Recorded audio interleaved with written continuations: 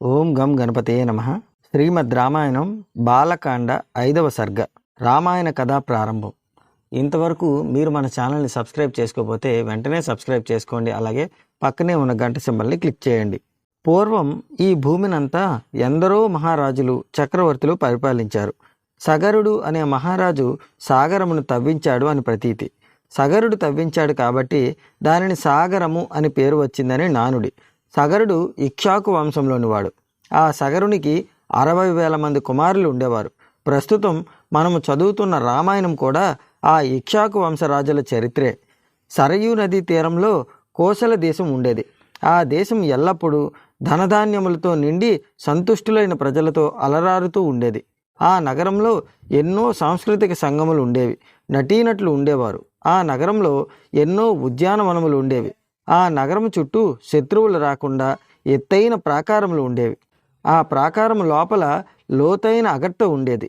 ఆ నగరంలో ఏనుగులు, గుర్రములు, ఒంటెలు, గాడిదలు సమృద్ధిగా ఉండేవి.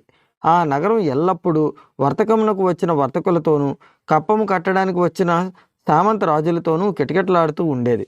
ఆ నగరంలో రాజగృహములు, ఎత్తైన మేడలు, క్రీడాశాలలు సమృద్ధిగా ఉండేవి. ఆ నగరము సమతల ప్రదేశంలో నిర్మించబడింది. ఆ నగరంలో గృహములు మొదలగు కట్టడములు పూర్తిగా కట్టబడి ఉండేవి. వృధాగా ఏ ప్రదేశము వదిలిపెట్టబడలేదు. ఆ నగరంలో సంగీత వాద్య కచేరీలు ఎల్లప్పుడూ జరుగుతూ ఉండేవి. ఆ నగరంలో ఎంతోమంది యోధులు, వీరులు ఉండేవారు. వారు విలువిద్యలో సిద్ధహస్తులు, శబ్దవేది విద్యలో ప్రావీణ్యం సంపాదించిన వారు. శబ్దవేది అంటే టార్గెట్ను చూడకుండా కేవలం ఆ టార్గెట్ నుంచి వచ్చే శబ్దాన్ని విని టార్గెట్ను కొట్టగలిగేదాన్ని శబ్దవేది విద్య అంటారు. మానవులకు హాని చేయు క్రూర మృగములను ఆయుధములు ఉపయోగించి కానీ, ఆయుధములు అందుబాటులో లేకుంటే ఒట్టి చేతులతో కానీ చంపగలిగిన బల పరాక్రమం కలిగిన వారు అయోధ్యలో ఉండేవారు. అటువంటి సర్వలక్షణ సమన్వితమైన మహానగరమే అయోధ్య, కోసల దేశ రాజధాని. అయోధ్యను రాజధానిగా చేసుకొని దశరథ మహారాజు కోసల దేశము పరిపాలిస్తున్నాడు. ఆ నగరంలో 4 జాతుల వారు నివసించేవారు. అందులో బ్రాహ్మణ, క్షత్రియ, వైశ్యులు అందరూ పరమనిష్ఠాగరిష్ఠులు. ప్రతిరోజు అగ్నిహోత్రము చేసేవారు. వారందరూ వేదాంగములు చదివినవారు. మంచి గుణములతో అలరారేవారు.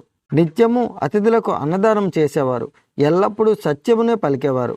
మహాబుద్ధిమంతులు. అందరూ మహర్షుల మాదిరి స్వచ్ఛమైన జీవితంను గడుపుతున్నారు. ఈ విధంగా అయోధ్య నగరం ఎంతో సిరి సంపదలతో, విద్యలతో భాషిల్లుతూ ఉండేది.